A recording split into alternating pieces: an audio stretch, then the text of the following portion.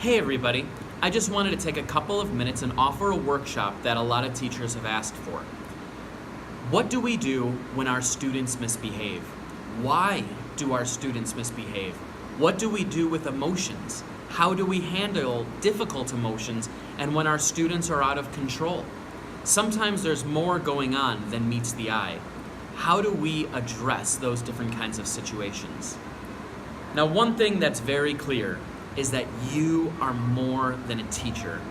We are doing more than simply teaching content from the books.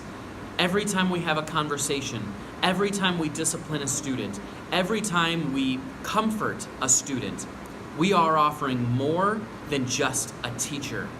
We are helping them understand how to communicate, how to be in the world, how to communicate with others, and how they can handle their own emotions. So I want to talk about a couple of things about why students misbehave. This video is going to be split up into two parts. One of the first reasons why students misbehave, they're seeking attention. Some students are ignored at home and simply want to be acknowledged. Sometimes they are going to talk, sometimes they are going to do things when they're not supposed to, just because they want you to talk to them directly. They want your personal attention, and that's the only reason why they are misbehaving. They're copying others. Maybe they've seen other classmates or brothers and sisters or other people on TV and on the internet do certain sorts of things, and they're simply copying to see what happens.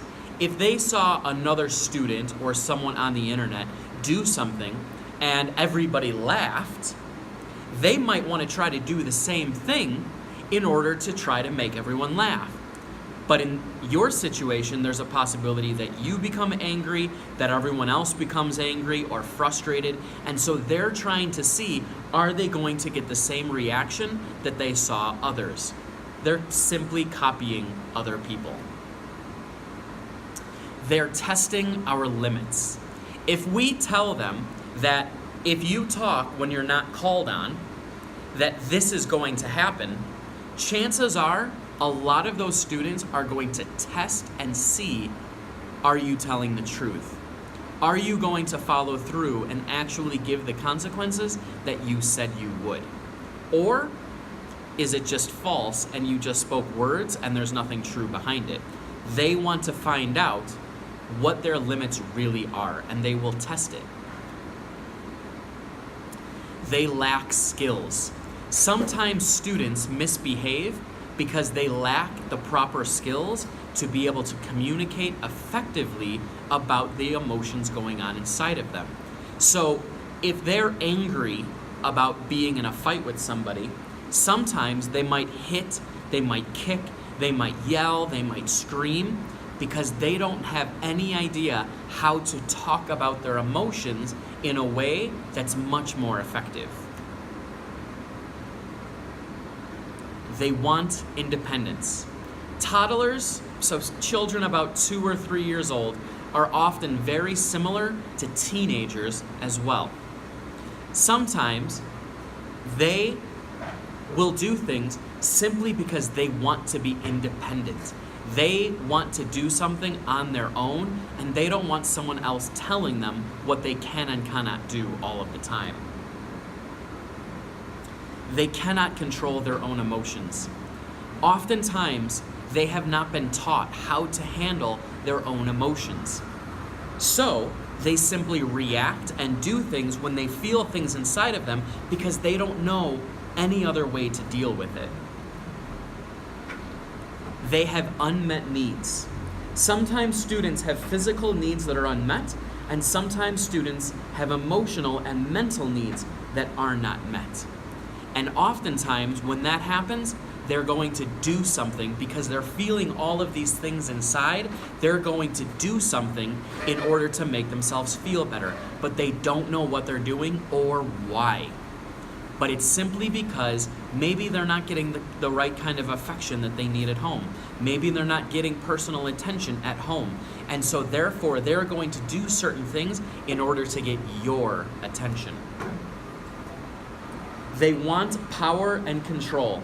Sometimes they feel like they have no control and they respond against this. So if you simply tell your students to do this or this, and they're just going to feel like they're stuck, that they have no control of their entire lives. And sometimes what we can do is simply give them two good options to say, would you like to do it in 5 minutes, or would you like to do it right now?